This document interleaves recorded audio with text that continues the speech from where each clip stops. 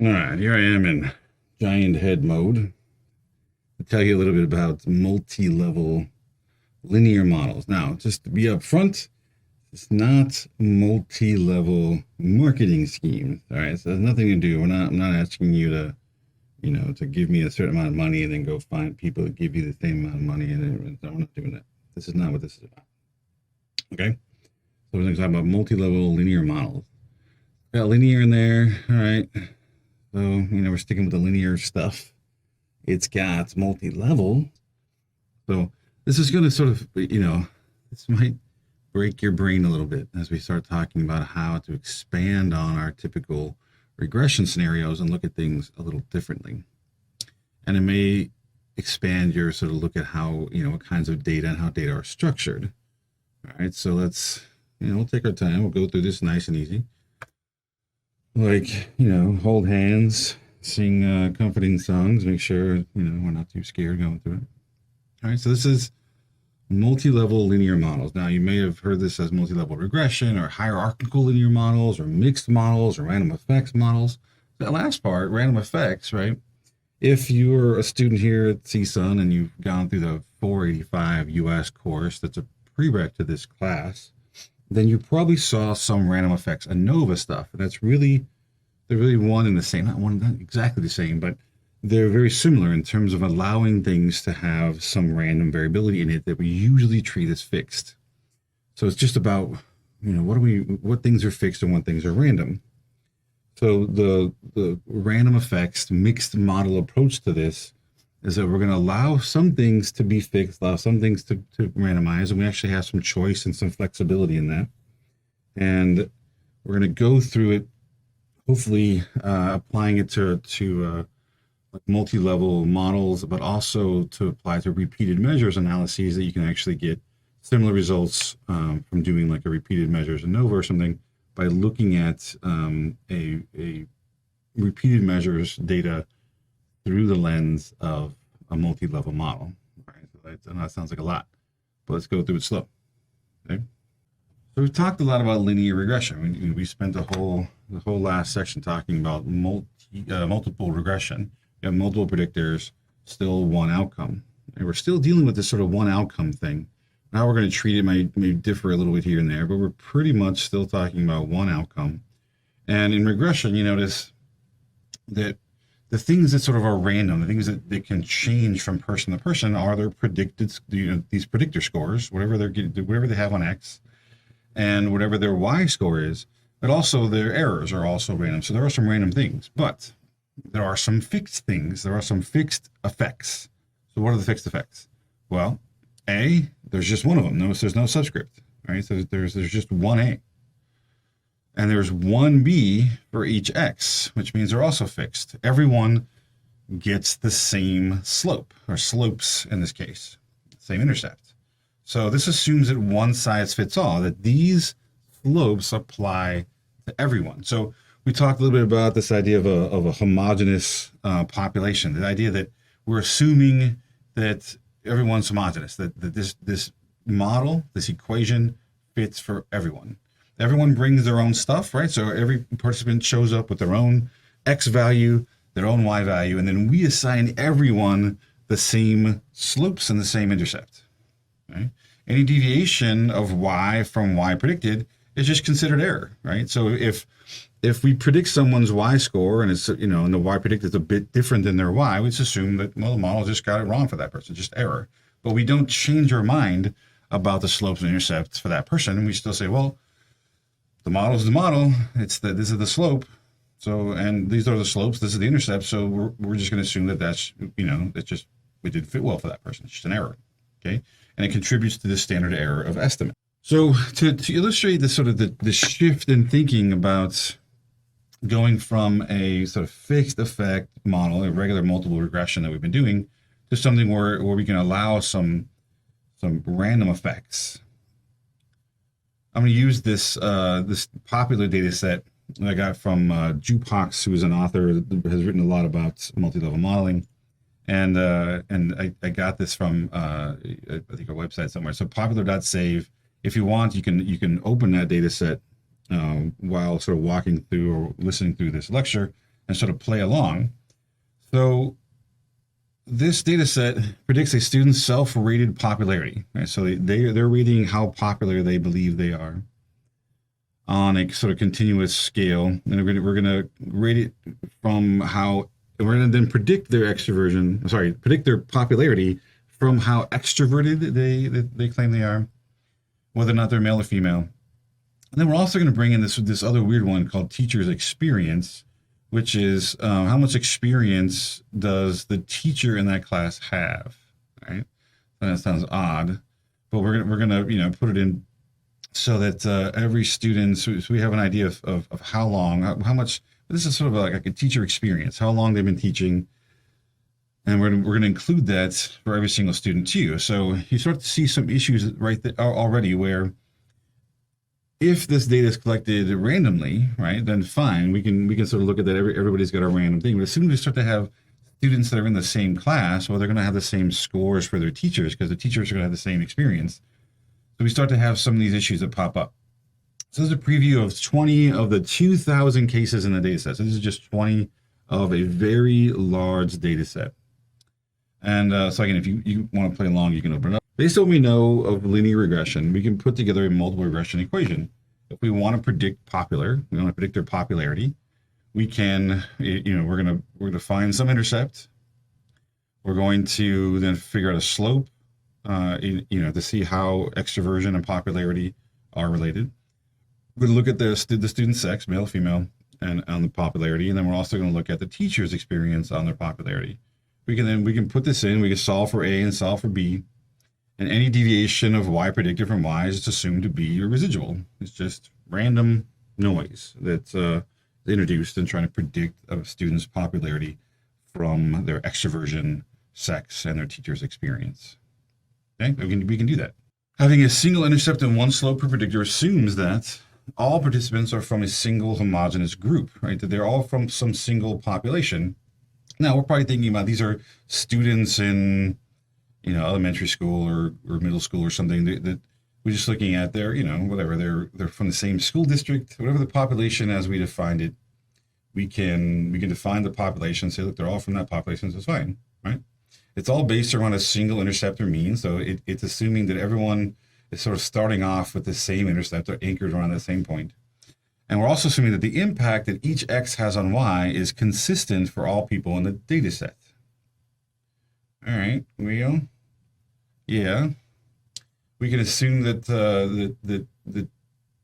we can assume it's consistent for all people. It seems a little weird though.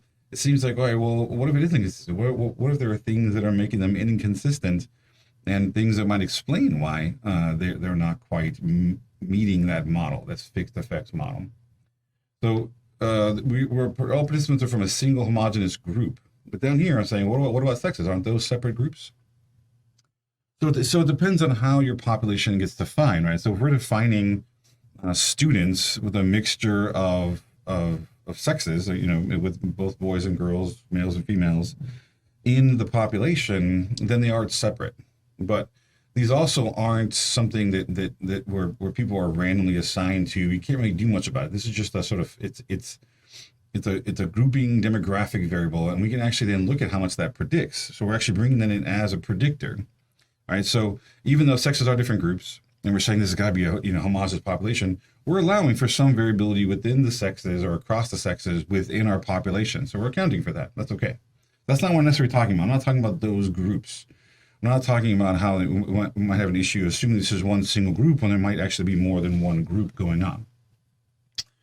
So what if the data were collected in groups and the participants were not randomly assigned to those groups? Now, what do I mean? If you look here, I also added in this, well, it's actually there, but it was a little harder to see because it was in a random order. So here you can see the class variable. So this is class 2, class 5, 21, 22. I just took a random sample of students. So here are 2 students in class 74. But for the most part, we're looking at 1 student per class in this 20 student random sample, just to give you an example of what it looked like. But here we start to see a little bit better that we actually have quite a few students in class 1, class 2, class 3, all the way to class 100. We get students are actually in their individual classrooms. Okay. Now, having a single intercept that one slope predicts that, all right, all participants are from the same group. Let's go back here. What if we collect data, we collected in groups, and the participants are not randomly assigned to those groups? All right. This is what starts to impact the assumption about homogeneity or a homogeneous population.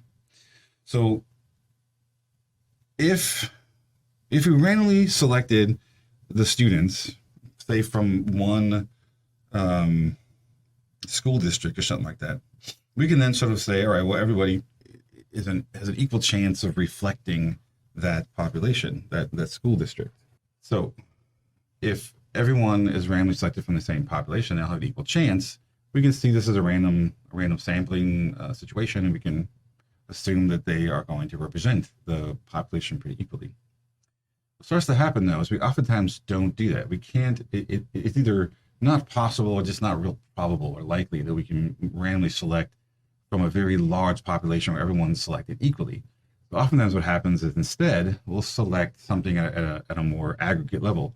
So we may randomly select classrooms, or we may randomly select a school and look at the classrooms within those schools. The problem is, as we randomly select at a more aggregate level, like classroom, the students didn't get in those classrooms randomly. They got in there, the vice principal sat there and assigned students to teachers. There's some process for getting students into classrooms, but it's not random. And the students in those classes are likely going to be more like one another than they are to students in other classrooms.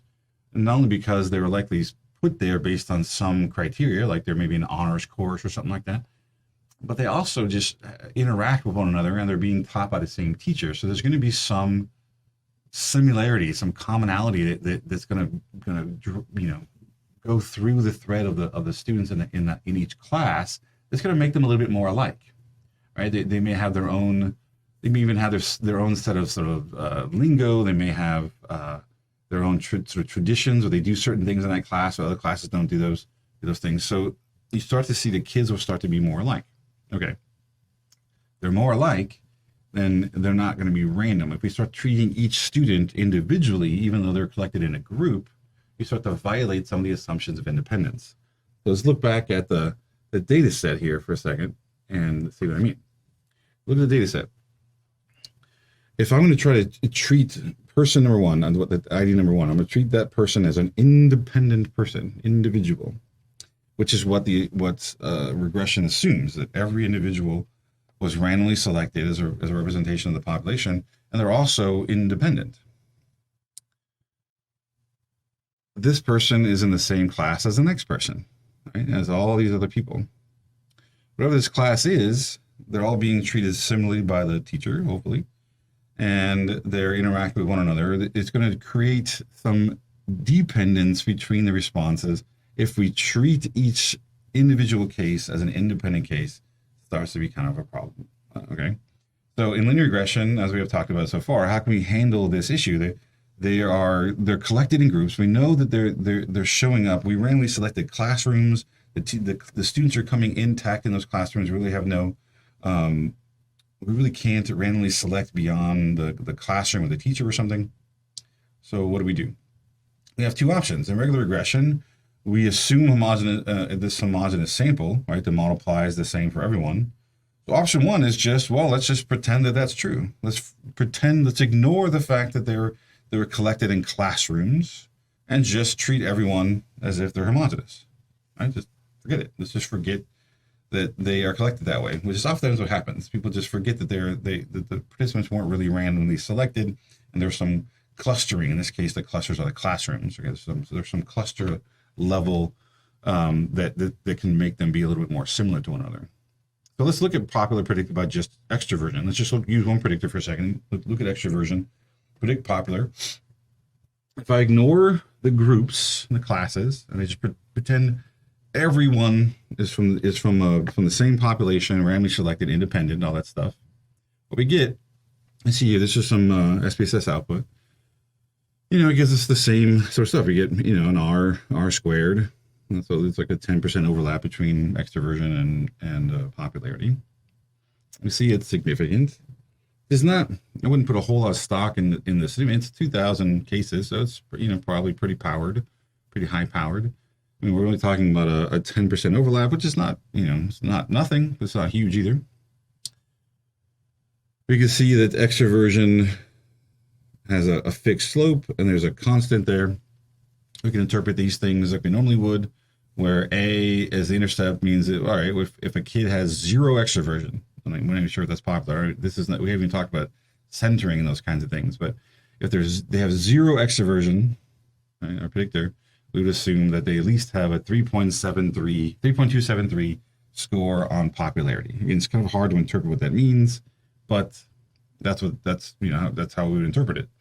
As extroversion increases, as a student increases 1 unit in extroversion, they're going to go up 0.346 in popularity. Right? So there is a relationship. It's positive. The more extroverted you are, likely the more popular you're going to be. But it's related by this 0.346.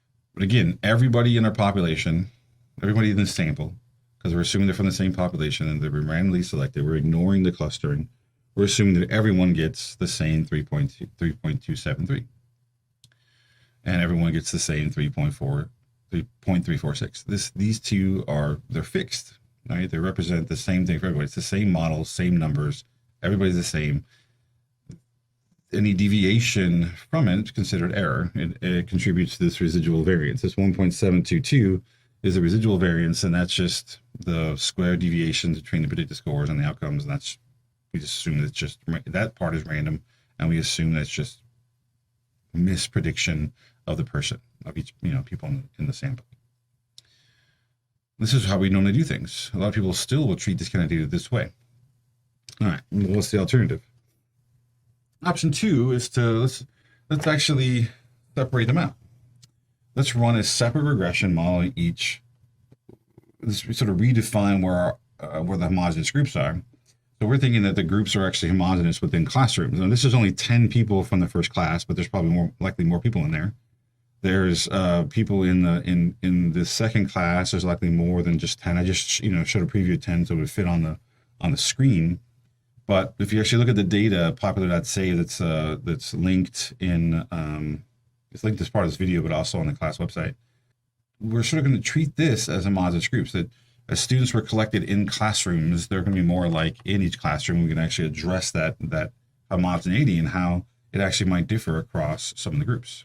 So to do this, we can create a separate regression equation for each group class predicting popular from extroversions. We're going to do the same thing. It's just now every class is going to get their own equation. We're going to look at how extroversion relates to popularity in class 1, in class 2, all the way down to class 100. We're going to look at every single class. They're all going to have their own prediction. And that seems a little weird. We've never talked about that before. But imagine we only had one class. Imagine we want to look at how extroversion and popularity relate. We have one class, and we're just going to do our equation with those students in that one class. But we're also going to do it separately in another class. We're going to treat each class as a separate subsample. So what we see here is, we get similar information that here, all of a sudden the R-squared has gone up. So remember when we treated it as overall, it was only 0.10. Here it's 0.26. It's a much larger relationship between the two. It's significant, but see, it's now less significant. You think, wait, it's not significant, but we were at 2,000 before, and now we're at only like 20 students, right? So it's a pretty big reduction in the number of participants with less power. The slope is larger. Let's go back a second. The slope is a bit larger, and the intercept is a bit lower, right? So the intercept's a little lower, but the slope is higher. This is just for the first class. This is class number 1. And I can get these, these coefficients for each class. I can do it for each class, get one for each one of them. And we can test for significance. We can look at all kinds of stuff. And you're thinking, well, what good is that? Why would I want to do that? Why would I want to have a bunch of different equations? Well, what that allows us to do, and this is part that we start to break your brain a little bit, is now once I generate one of these for each group, or I can actually then start to predict them, because they can now become variables. They're not variables across the individual students. They're now variables across the classrooms, because each classroom now has one of these coefficients, or actually both of these coefficients. We can actually use those coefficients and look at sort of the variability. We can actually calculate a variance across the classrooms. We can then even start to predict it with other things. So let's look at that. So we did 100. I did 100 regression models were computed. And I've simply just added them here. So I now have a constant and a slope for every, so here's, class number 1. This is the significance for the predictor, and I just did that for all 100 classrooms. So I now have, I'm not showing all of them because it wouldn't fit, but there's now a constant and a slope for every single classroom for all 100 classrooms. And you're thinking, okay, well, that's great. But I can now look at an average. What's the average relationship between extroversion and popularity? I can look at the average intercept, and I can look at the average prediction of popularity by extroversion, what the slope actually looks like. And then I can actually look at, how much do they vary? I can compute a standard deviation or variance across all these, and I see if there's a lot of variability. I can also just look at, all right, well, how often is it significant for all these different groups? So if we look here, so here's the original, if we treat everyone as one group, okay, our intercept was 3.273. Now, when we average that same number across all the groups, it's slightly lower, 2.394. So the intercept's slightly lower when we look at the average across all the classrooms. And then here, we're actually seeing that the average slope is larger. So on average, the slope is larger when we look across each group. But when we look at the fixed effect model, when we treat everyone as one large group, it's actually a smaller slope. Right, there's some variation in here. Anything that has variability, we can predict by something else. Okay. We can also look too, on average, so here's the mean. On average, the slope is not significant. Right, so the average probability value is 0.141. A little bit unfair again because as we break it down to classrooms, I think each classroom only has like 20 participants in it, so it's not as high powered as looking at the whole thing. So, but we can actually look at the original said it was significant, but again, these are not fully comparable because we're talking about 2,000 responses versus 100 averages of 20 responses or something like that. So it's a little bit hard to sort of interpret that part. But what we do know, at least, is that we're getting some differences. We're not getting the same information. When we actually treat everyone as a part of one group, we're getting one thing. When we actually look at each group individually, we're getting some variability across the group. So this actually starts to show us whether they're not as not so homogeneous. If everyone was homogeneous, then all these numbers would be roughly the same, right? All these numbers would be roughly the same. But look, there's some variability. This was 0.857. This one group, extroversion, actually the couple groups here, extroversion is a huge part. Look at this one down here, 0.915. Extroversion is a huge factor in a kid's popularity in that classroom. Same thing with the one below it. But in other classrooms, extroversion, is not nearly. Look at this one right here, 0.211. In this classroom, extroversion is not high at all. The slope is, the prediction of popularity from extroversion is very, very weak. And then also look at the averages. It's kind of interesting that in those classrooms where the slope is really high, we're getting really low and sometimes negative extroversion because if you're not extroverted, you're really not popular. Right? Low extroversion because extroversion is such a high predictor. Being low in extroversion actually means you're going to be pretty unpopular, pretty low in popularity. But in classrooms where extroversion is not really a factor, it doesn't predict very well, the average kid has higher popularity, at least self-reported popularity. Okay, so we get down here, high intercept, low mean, real high intercept, low mean, low slope, high intercept, low slope. But here, super low intercept, high slope. So where kids are starting off at, what their average level is, the intercept value seems to be related to how fast they move. So what could be explain this? What might actually be contributing to the variability across these classrooms in both intercept and slope, predicting popularity from extroversion? Well, the only predictor we have where we have a single score for every single classroom is the teacher's experience. So let's see, maybe a more experienced teacher, with better classroom management, it is able to disentangle the extroversion and popularity relationship. Again, because we have 100 regression models were computed, we have 100 intercept and slope estimates. Anything that, again, where we have variability, we can then predict it. So for example, we can predict intercept and slopes by teacher experience, and we have one teacher experience per class. So we can actually then add that in as a predictor. So does the amount of time the teacher has when teaching account for variability in intercepts and slopes? Again, if you want to, there's a popular 2.save file that has this all put together. So if you want to play around, you can actually do that if you want to check what we're working on. Just like press pause and go open that up and check it out. So I can actually, now that I have this data set saved, I can then just take, I want to take, extroversion, the slopes here, predict it with teacher experience, and separately take the constant, predict it with teacher experience, and see if those relate. Okay. So we predict intercepts from teacher's experience. We get a constant of negative 1.255 and a slope of 0.255. Both are significant. So this is predicting the intercepts. There's a pretty high relationship. The intercepts, the variability in intercepts on popularity across these classrooms,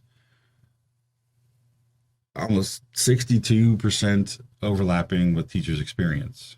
Okay, there's a significant relationship between them. Let me see the fixed effects. This is just predicting intercepts. So go back, and to be clear here, when I predict this column, from this column, I'm getting these results. So if a teacher has 0 experience, the average kid in that class has really low negative popularity somehow. Okay. As their experience goes up, the kid's popularity goes up. That's a 0.255 slope. So the more teacher experience, the more the classroom sort of average popularity goes up, and the more those intercepts sort of come up. All right. So again, it's hard to interpret. I mean, it's not hard to interpret. It's sort of strange to interpret because we're talking about sort of across classrooms. We've now taken data that we usually use as fixed effects, and now because we can get one per group, we can then now create an aggregate level data set with all those coefficients, and we can predict them. They're both significant. The constant sort of weird one is it's negative. I doubt popularity even has a negative number in it, but it's sort of projecting out to a negative number, meaning that low teacher experience predicts very low sort of intercept value for that class. Higher teacher experience, the higher the average, the intercept for the class is going to be. So as teachers' experience goes up, the overall classroom average, the intercept for that classroom gets higher. Okay, make sense? I guess to be really super clear, because we're talking about extroversion is 0. So as the teacher's experience goes up, even kids with low extroversion are rating themselves as higher in popularity because the intercept is higher. Okay? They're at a higher, the whole class is at a higher starting point when the teacher has a higher teacher experience. Those are like just different ways of thinking about the same relationship. What about the slopes? With the constant, when this is when teacher experience is 0, we're looking at a slope of 0.896 and a slope, and then the slope predicting teachers to, this is where it gets kind of weird, teacher experience to the slope values is negative 0.028. Both are significant. How do I interpret these? Okay. As teacher experience is lower, the classroom, as we just saw, intercepts are lower. But extroversion then starts to kick in. Those students who are extroverted are now more likely to rate themselves as popular. There's a higher relationship on average for classrooms. So the slopes are higher for classrooms where the teacher has low experience. So we got to take them both at the same time. Let's look at just the constant.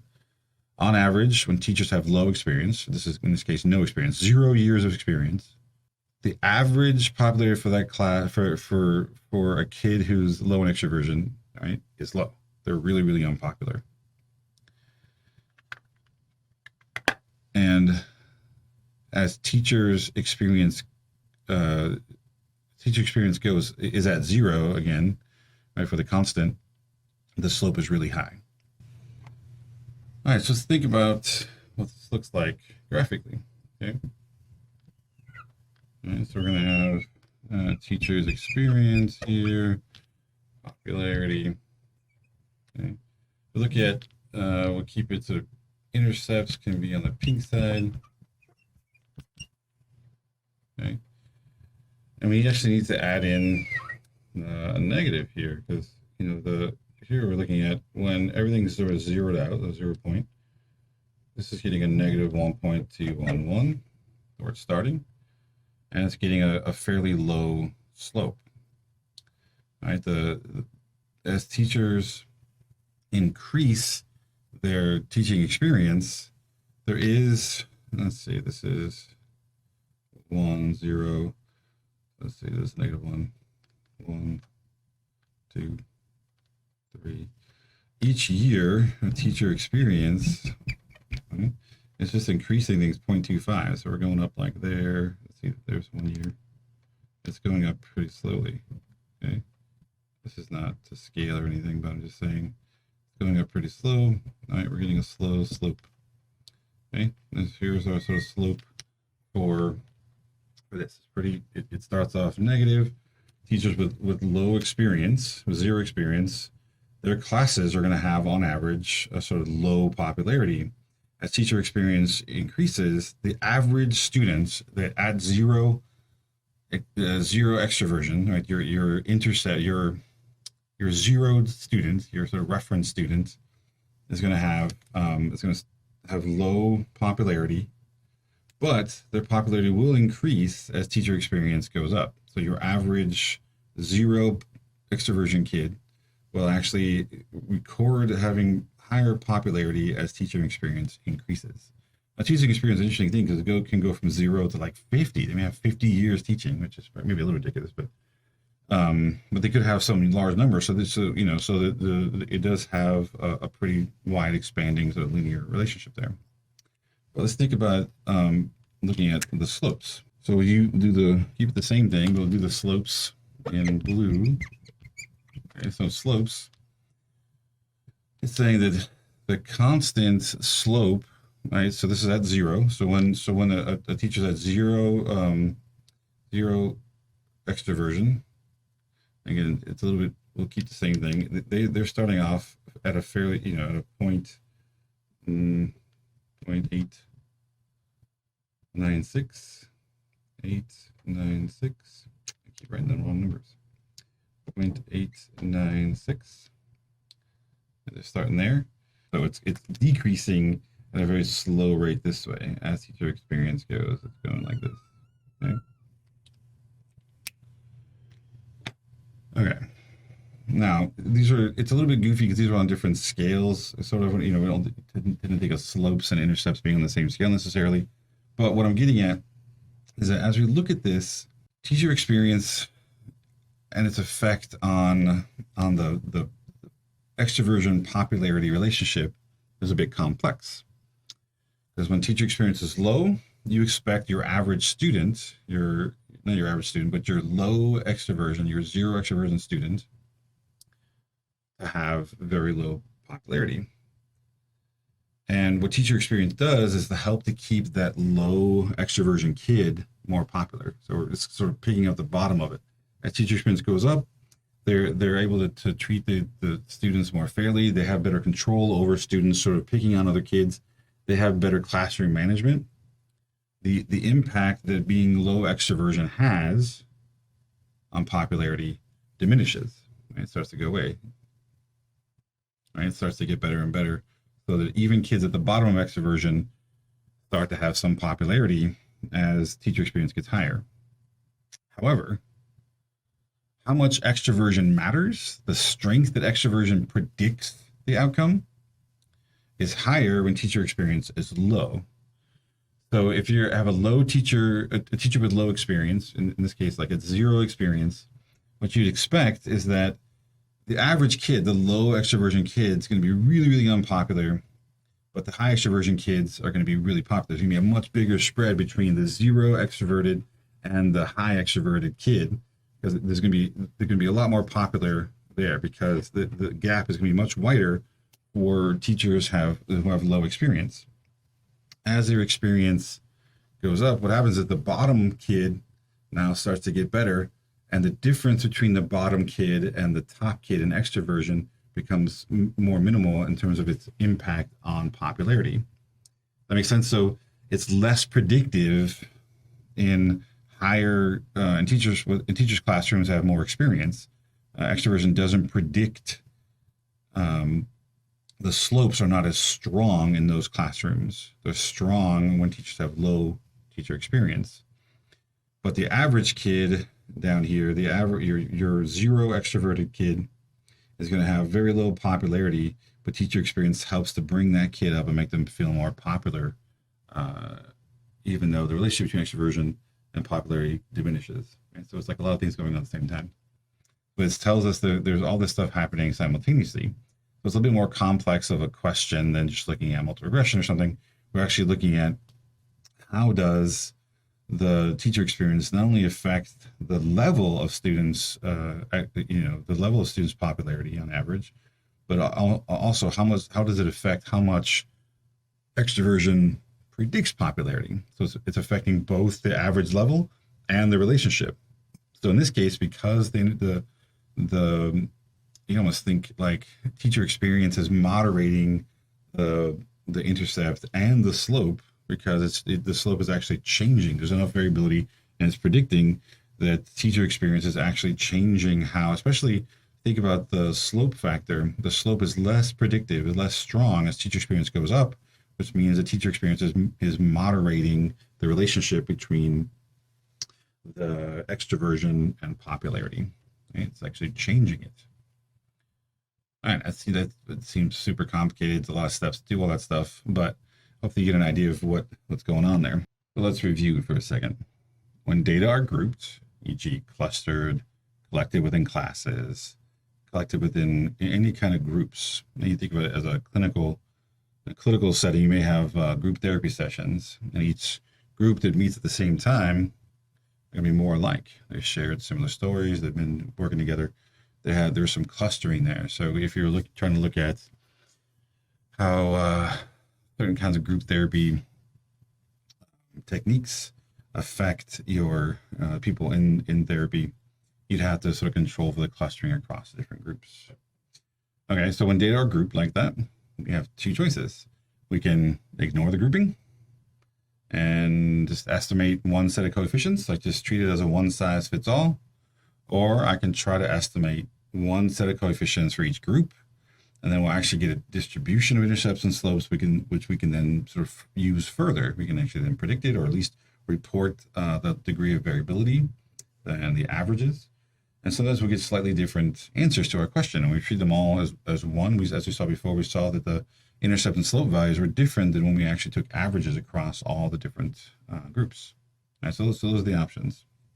And those align really well with thinking about when we ignore the grouping. This is sort of doing a fixed effects model. Fixed effects, everything's fixed. And then when we allow everybody to get their own, we're doing a random effects model. And you can actually decide what things you want to be fixed and what things you want to be random, and have a mixture of fixed and random effects in the same model. So fixed versus random effects. Fixed effects, when data are grouped and you choose to ignore the grouping, or just literally if there is no grouping, right? If there's no grouping and we want to just estimate one set for that sample because it represents the population, then that's a fixed effect. Random effects is estimating a separate set of coefficients for each group. Fixed effects are generally simpler and provide more generalizability. Like the effect is the same for all groups. Like we're not accounting for the group differences. We're just assuming they're all the same. Random effects create coefficients for each group, which are then treated as random variables and can be used to test further hypotheses, like we saw. Looking at, say, like teachers' experience and how that might predict the variability in intercept and slope. And models can be combinations of fixed and random. You may choose to have fixed intercept or random slope. Fixed random intercept, but fixed slope. So in one case, we have a random intercept and a fixed slope. That means that the classrooms only differ in their level, but the variables relate the same for every group. You're just having one slope for every group, but you're allowing them to have different intercepts. The other way is also true. You can have everyone starts off the same level, but they just change different across, the slopes are different across the groups. So you can have different combinations of fixed and random effects. So all of this, we're talking about this idea of sort of breaking down different groups and stuff like that. This is what multi-level models are doing. Multi-level linear models are used when data are organized at more than one level, when there's clustering. In our example, popular, the outcome was measured for pupils, but those pupils belong to different classrooms. So the pupils, individual students, were the level 1 scores, and then their classrooms were level 2. And oftentimes we refer to that as pupils nested within classrooms, or students clustered in classrooms. Oftentimes usually nested. So if pupils are nested within classrooms, meaning that they were randomly chosen or selected as a group together, then we can say that that's a 2-level model where students are nested within classrooms or pupils are nested within classrooms. You can also have multiple responses. So let's say you're doing repeated measures. Well, repeated measures really is each person has a response, has multiple responses. So you can think of the responses themselves as being nested within the person. So the person's level 2, the respondent's level 2, their responses are level 1. You can have something like voting behavior of voters, level 1. So how they vote. And you may have a voting precinct, like their neighborhood or something like that. And then that neighborhood may be nested within a city like Los Angeles. And then that city may be nested within their state. And you can actually look at a model that not only compares districts within a city, but cities within a state, and then across states as well for different things. Because you may have different predictors at each level, right? State budget, cities, the population of that particular city, neighborhoods. You may look at some of the demographic information from like the census, different levels of affluence or education or social economic status, right? You can start to bring in different predictors at each level and look at how those things relate to each other across the levels of a multi-level model. This one is a 2-level, that's a 2-level. This is now a 4-level model, right? Because voters nest within precincts, precincts nest within cities, and cities nest within their states.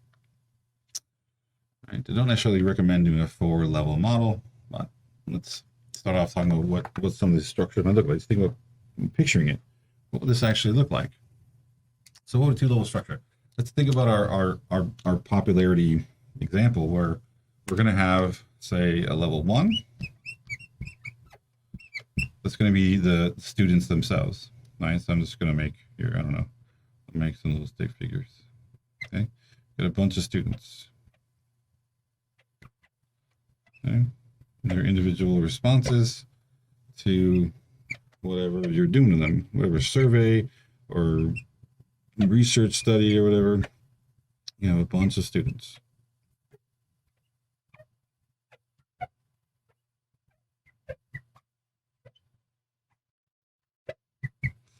And what we're used to is thinking about, especially in psychology, the Western focus that we have, because there is a difference. You look at psychology in other countries, they're much more collectivistic. You won't see this as much. I'm going to put some dots in there just so I don't have to keep making stick figures. But what you're going to see is we tend to try to focus just on this. We like to focus on individuals. We want to look at the individual participant and their responses, and that tend to be our focus. We tend to ignore the fact that these participants may have come from different clusters or been selected, collected, randomized at another level. In our particular example, these students were nested within classrooms. So let's see, level 2 in this case.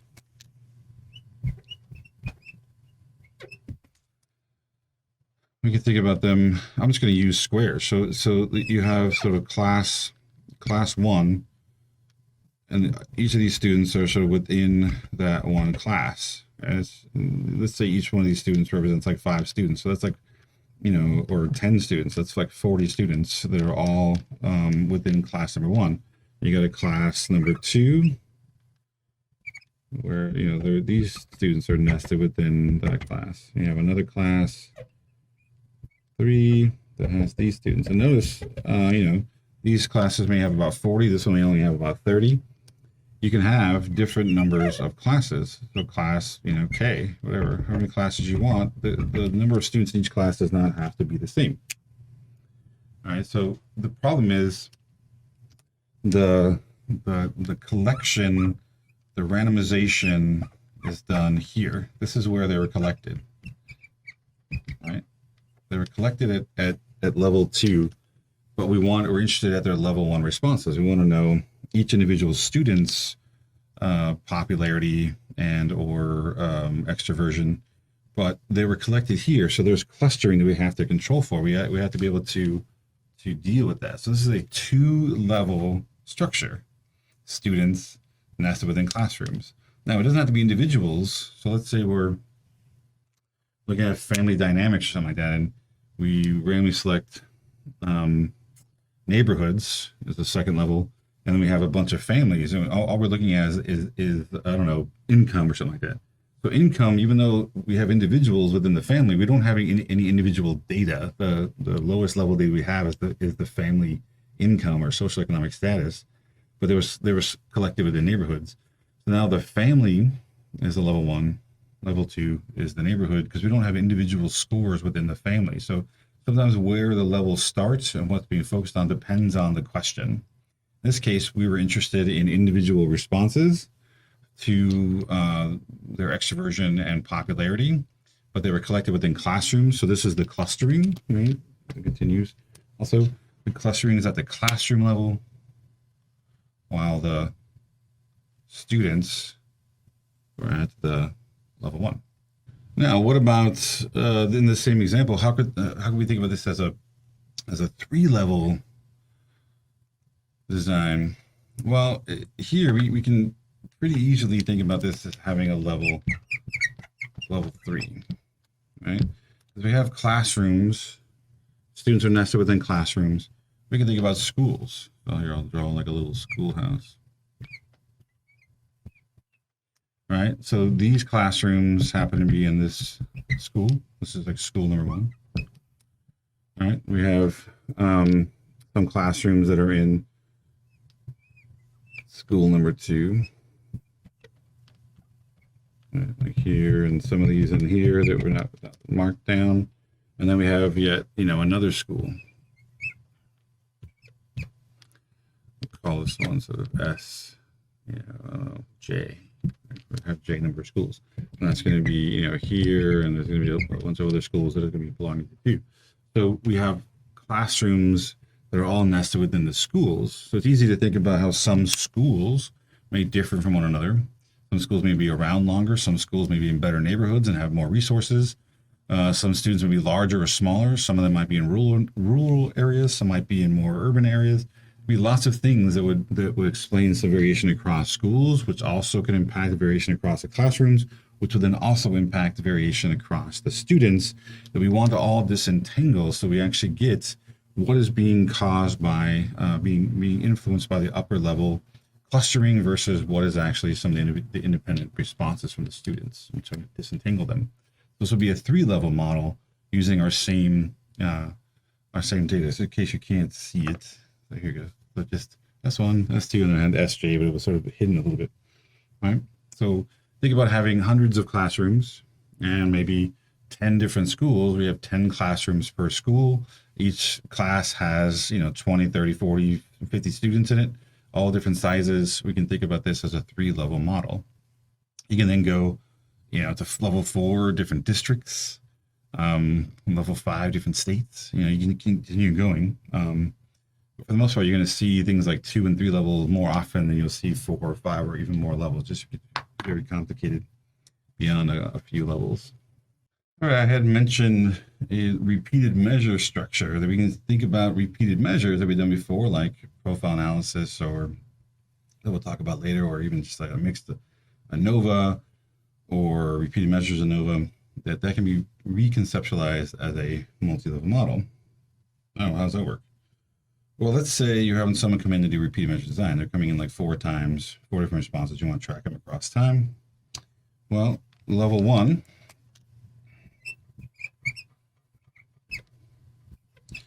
going to be those responses. Time 1, time 2, time 3, time 4. Those 4 responses from participants are going to be responses. That's just going to repeat. And 1, 2, 3, and 4. Those are responses each time they come in.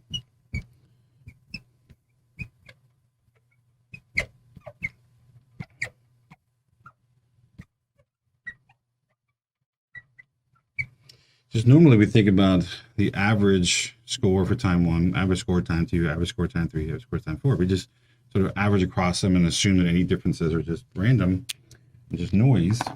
But this actually says, well, what if level 2, I'm like, all right, well, in reality, this is a person here at level 2.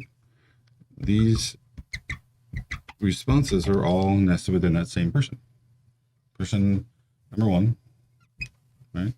Those are their time 1, 2, 3, 4 responses. Then we have a different person that's here. Person 2. These are their responses. Their time 1, 2, 3, and 4 responses are nested within them. Then we have another person. All right, this is person number 3. All their time 1, 2, 3, 4. Now, what it could be possible this person doesn't have a time 3. Like maybe they're missing or something because they didn't show up. We still have their time 2, time 1, time 2, time 4 responses that are nested within that person. And then we have, person N, however many we have their responses. We can actually conceptualize that these are just responses that are nested within each person in the model, in the sample that we sampled, that we collected. And believe it or not, we can actually do this and get the same results we would as doing a repeated measures ANOVA or something like that. But we also have a little bit more flexibility. Because if you remember, one of the biggest problems with repeated measures, when we have repeated measure designs, like an ANOVA or something like that, we have to deal with sphericity. Sphericity, which is very difficult to meet most of the time. And in doing this as a multi-level model, we can actually avoid this and have some flexibility in how we actually make assumptions about the relationships between variables and stuff like that. So we can actually have some more the flexibility is the word. We can choose to follow the same structure and do it as a repeated measure design like we would in ANOVA, but we can also sort of use some different assumptions and change things around, assume different things about the data, so we don't necessarily have to go with sphericity.